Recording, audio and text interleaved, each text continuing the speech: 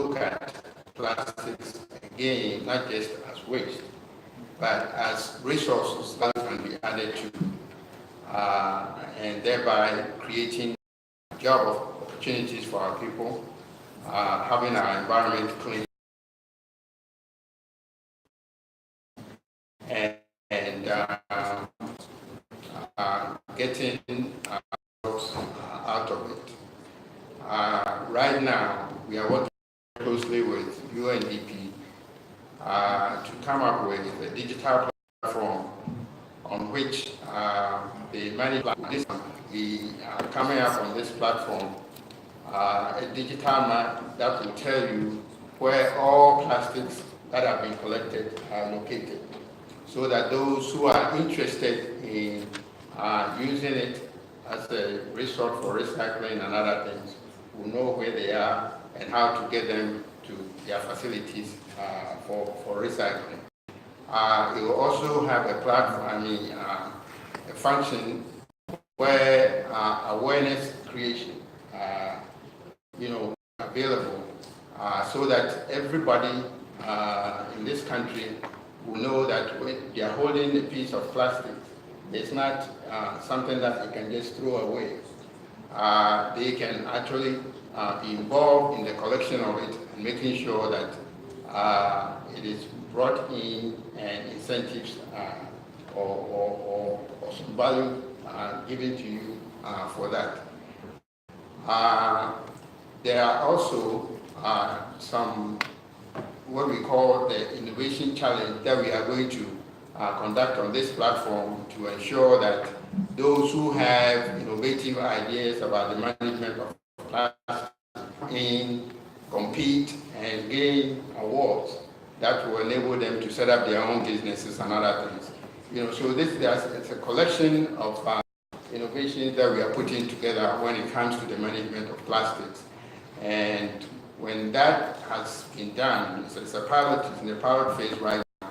When that has been done, it's seen to be working. We cover other waste streams, including electronic waste, solid waste from domestic sources and industry, and so on. So we are doing all these to let you know that we take the issue of plastic waste very, very seriously. We are partnering with several institutions, both external and domestic, to address this and create opportunities for us. Thank you very much. I allowed the to address this because I thought it was central. Can we have some more hands up there?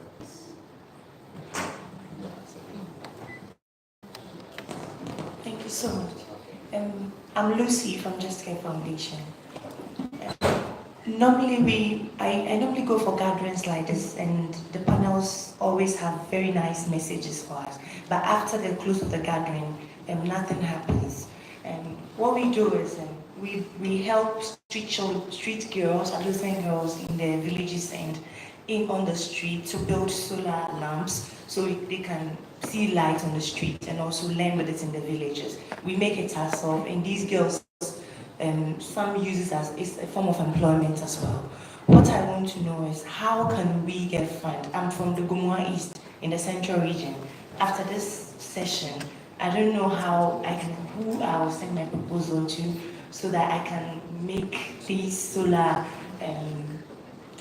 thing we're talking about more employable. Because after we leave this gate, nothing else happens. And next year we'll be here again for beautiful presentations. Thank you. Thank you very much. I will pack this question and Paul respond to it as part of Think Renewable and how to package it as investment. Can I take another question? Thank you very much. I'm Samuel from Climate Action Network, Ghana. I think one of the potential opportunities for investment in Ghana is in the field of biodiversity conservation, because we have a rich biodiversity as a country. Now, I just want to find out from the panelists, what will be the potential influence on our currency depreciation in terms of increasing project or climate inflows into the country? Thank you very much.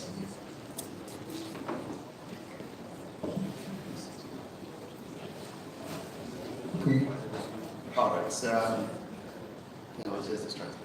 Let me take 3 quick questions, because if I keep you here longer than 10 minutes, you won't have lunch. You might not like it. So I don't want to be accused of looking only left. I want to look right.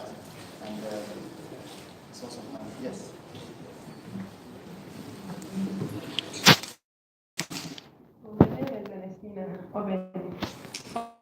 Mission for Community Development. It's to Dr. Mr. Bachi. That we've been hearing a lot about this plastic, but we don't really see anything being done about it. Now, he mentioned a policy. If it's possible for him to tell us the content of that policy, I'm sure it will help. And then, even in front of us, we see plastics all around. And All right. Dr. no, I'm not there. So we see plastics all around us, and we don't really see what is being done to curb this plastic menace that the country is facing. And what about companies like Nestle and Coca-Cola? All these are foreign companies. They are producing plastics all around. So what is really being done about this? I think Dr. Bachi will take note of it. 2 more questions, and I will bring it on.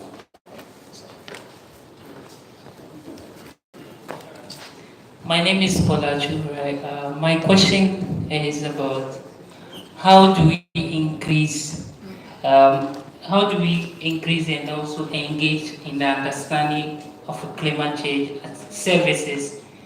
There's a need for us, or my question is, how do we engage by increasing the financial status by engaging the youth in the climate change, in the insurance, how the youth will be able, the young people will be able to understand the climate change. How do we, or how can we invest or the opportunity in that sector that young people have to see that this is the way forward, but information sharing and knowledge sharing in that sector. How do we get those opportunities? Let's ask Paul and Daniel to take note of this question, and you will respond. Thank you. So I'm from the Climate Finance Advisory, so we work closely with Paul, Think Renewables, just so that we also, because the financial model that he talked about is very inclusive. And when I say inclusive, there's one party, which is civil society, the NGOs, they actually are part of that model as well. Because when we say that the developers need to but we didn't get any substantive after you went to South Africa for your global meeting. So we want to find out here the outcome of that for you to go projects after you are our bank as Africans. Thank you.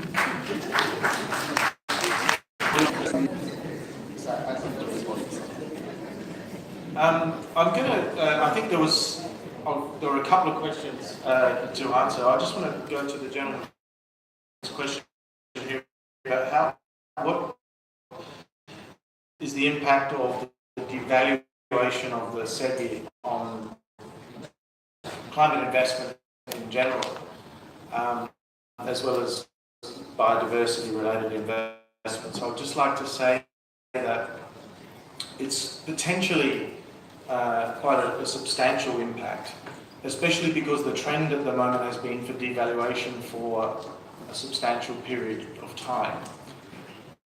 And when we're looking at these climate investments from domestic sources, and when these investors come in with 16 billion, they want to have, if they're private sector, they want to have a return over a long period of time. You know, renewables, we need 10, 15 years at least to pay back the investors. So if the currency, where the host country currency is going down in value, that's quite a risk, because then you need to change the money for your US dollars or euros or whatever for later. So it's a big issue. However, one of the most substantial mitigants of this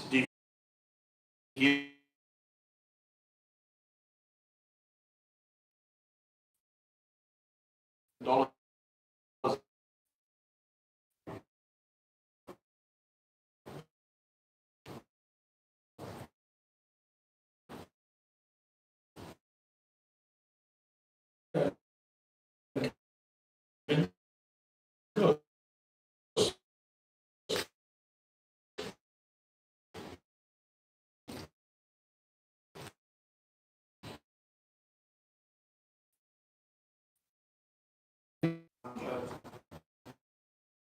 things about this forum. People here who cover all sorts of really interesting backgrounds. And in an hour and an half, there's only so much innovative financing, we're going to be able to develop in the context of the discussion. And also maybe picking up on Miss Lucy's point about what happens after this event. I think taking advantage of the networks that are here, I think the more people you can meet and discuss with you on projects, we're talking about finance, it's important for everybody to take advantage of this opportunity during the next few days, net knowledge of what's going on, because I think it's after this conference will take place. I would like to wrap up by saying that, one, Ghana has a brand. I can tell you this right now. If we took advantage of the brand that we had, we will be dealing with a lot of the challenges we face. I just came back from a conference in Nairobi, Kenya, the UN Environment Assembly, where several sessions like what we are having today were held. And if you were there to witness how Ghana is held, the way people are looking at us in this country, the initiatives we are taking, and the opportunities that exist within that, it was amazing. So the first thing I want to say is that we should take advantage of the brand Ghana that we have and put structures in place to take advantage of all opportunities that are existing globally for us to bring innovative finance into the country. In Vietnam, they have a project that involves the Swiss government, and it's called Eco Industry Initiative to sustain, ecological patterns or something of that nature. And this is a very, very bold step that Vietnam took.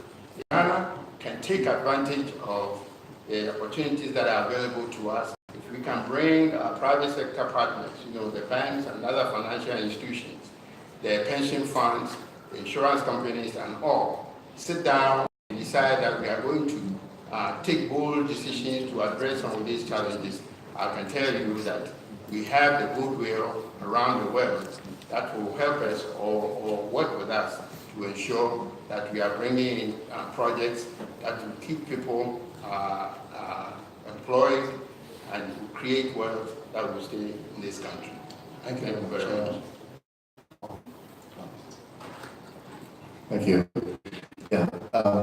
When it comes to that, I imagine some don't know that one of the things that I'm so encouraged about is things like PFAM, and that where they'll work with you. If you got a good idea, they'll work with you to help you develop your project and locate financing. There's another group that does this out of Europe that's working. There's also initiatives here, the Ghana Climate Innovation Center.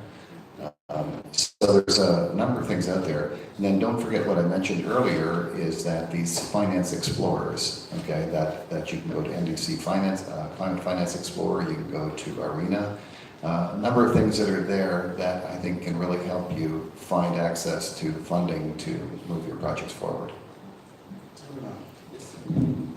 Yeah, I think as my colleagues say, of course we are doing business in a continent where climate is a very big risk.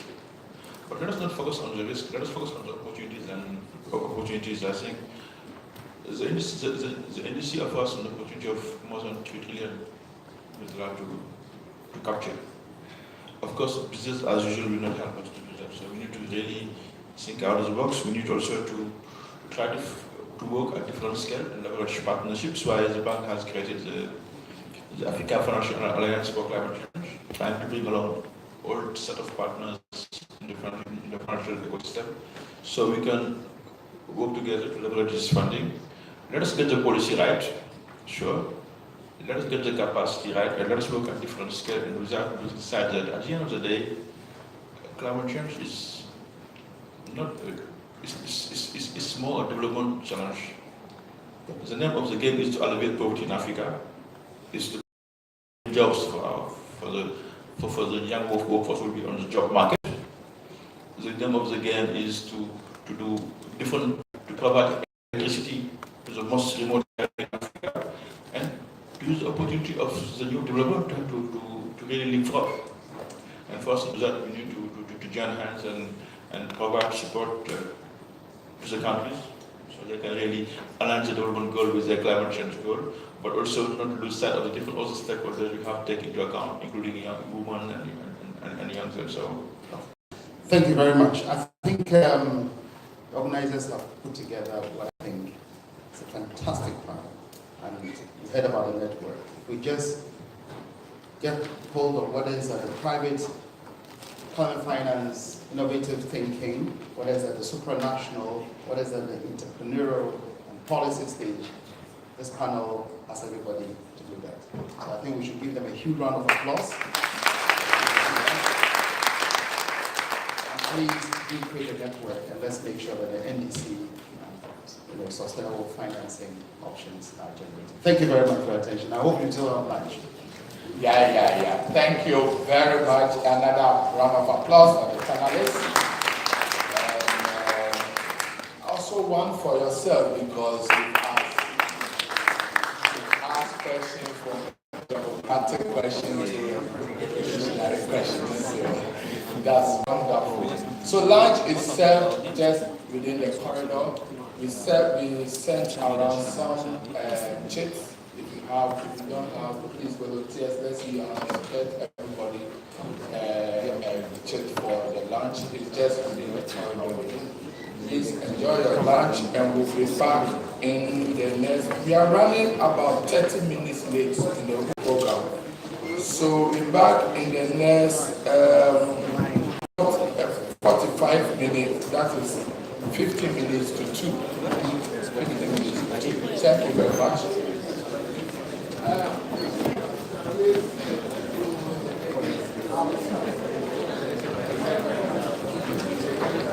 The volunteers, please speak to them concerning your lunch. Thank you.